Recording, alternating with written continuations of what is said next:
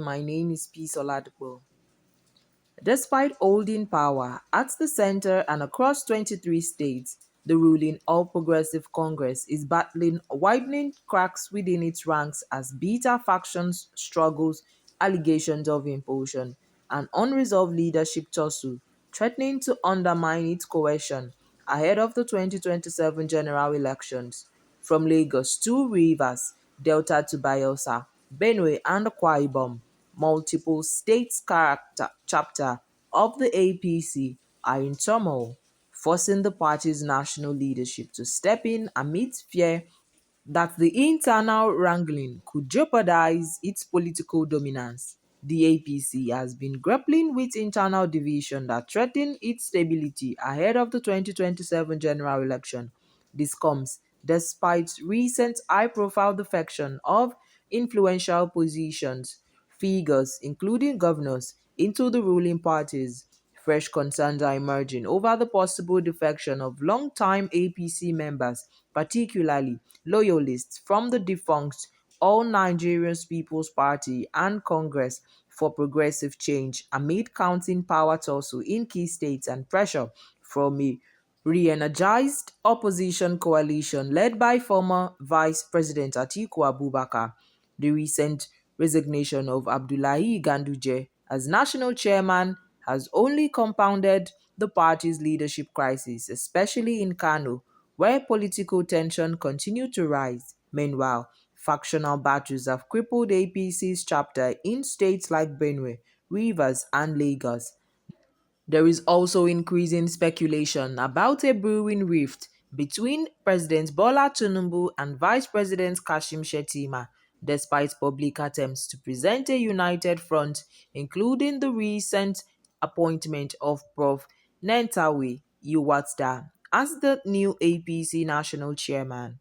But APC's director of publicity, Bala Ibrahim, stated that the ruling party was not experiencing crisis, adding that the situation in some states are normal and not beyond the party's capacity to resolve through internal reconciliation. Ibrahim added that the ruling party had strong machinery of party stalwarts that resolves internal party crisis. There are indications that the People's Democratic Party (PDP) is making frantic efforts to lure President Goodluck Jonathan to its fold for the party's presidential ticket in 2027. The Guardian gathered that a strong lobby of high-placed stalwarts has been mandated to convince Jonathan with the offer of an automatic ticket due to the reservations about Mr. Peter Obi's purported plan to return to the PDP. This is just as former Minister of Information and National Orientation, Prof. Jerry Garner, noted that even though the 2023 presidential candidate of Labour Party, Obi, is a good candidate, the PDP has a better candidate. Ghana, during a national television program on Arise Television Primetime, disclosed that Obi would easily win the presidency if he returns to the PDP, explaining that the party's structure in the northern part of the country would guarantee his ballot numbers. However, some chieftain of the party who are interested in contesting the 2031 presidential poll announced their preference for the former President Jonathan, saying that the constitutional limit of two maximum terms limit the former president to just one term of 4 years. A member of the PDP Board of Trustees who did not want his name in print confided in The Guardian that despite Obi's assurances of serving for just one term if elected as president, the feeling among the majority of party leaders are that Jonathan will not subject the party or Nigerians to second guessing. It was gathered that discussions about the feasibility of bringing back former President Jonathan formed part of the engagement among some party stalwarts in the Gambia, alongside issues on financing the party and funding the forthcoming presidential contest. Special Assistant to Governor Bala Mohammed, Lawal Muazu, had last Thursday revealed that his principal, Governor Mohammed, Senator Abdul Ningi, and Dr. Jonathan was part of a delegation to a summit focused on bilateral relations and promoting democratic governance in Gambia. Muazu explained in a post on his Facebook page that the visit was also seen as part of the ongoing effort to strengthen the role of African statesmen in conflict resolution, good governance, and electoral support mission within the continent, pledging to throw the weight behind his former president. The Bauchi state governor, who is also the chairman of PDP Forum, stated that he would support the ex-president.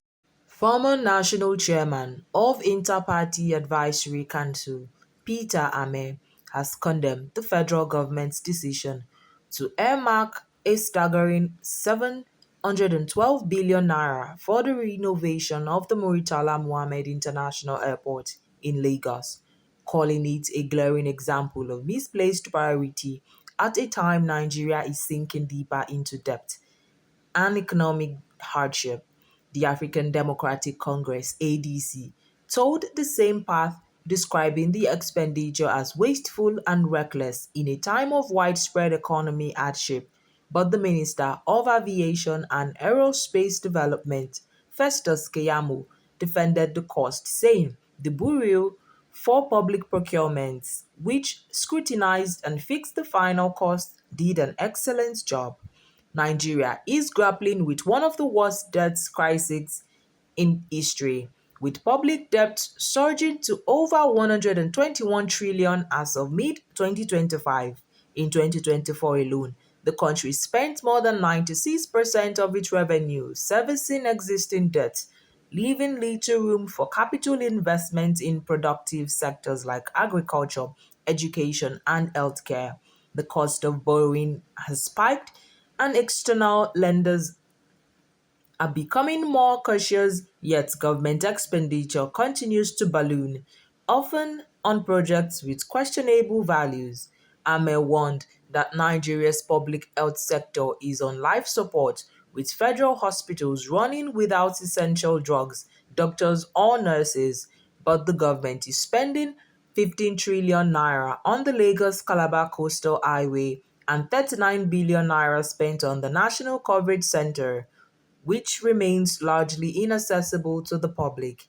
In a statement signed by its National Publicity Secretary, Bolaji Abdullahi, the ADC questioned the rotational and legality of the project, noting that the airport underwent a major upgrade just 3 years ago.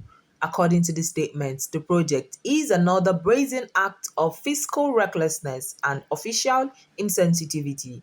It further confirms how far this all-progressive Congress government is removed from the reality of suffering people of Nigeria.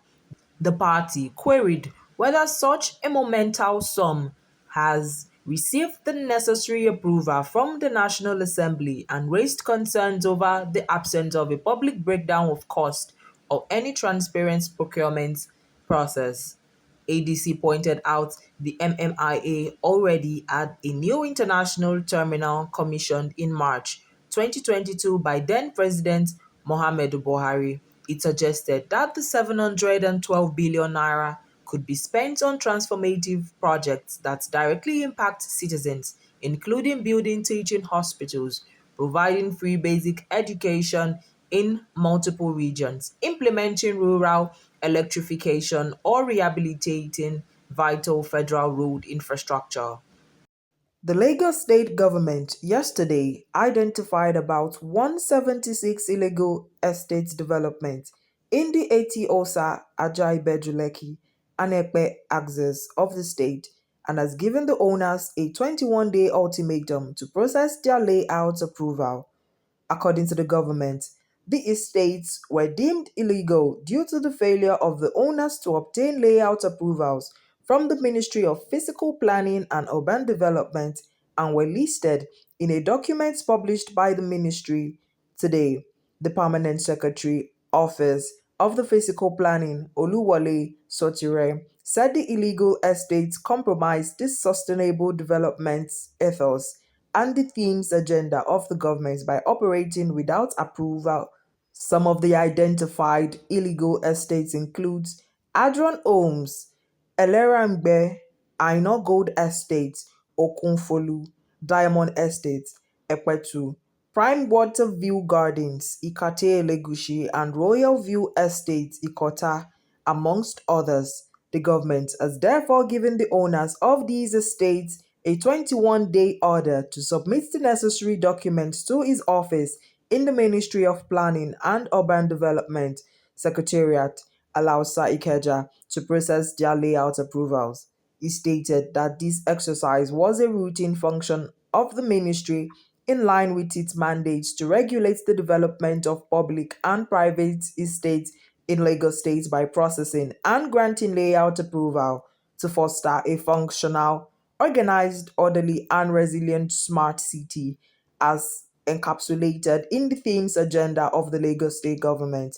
Soture also emphasized the importance of all developers and real estate practitioners registering with the Lagos State Real Estate Regulatory Authority, which is responsible for regulating, coordinating, and monitoring real estate practitioners in the sector. That's all on the news. My name is Peace Oladipo. Thank you.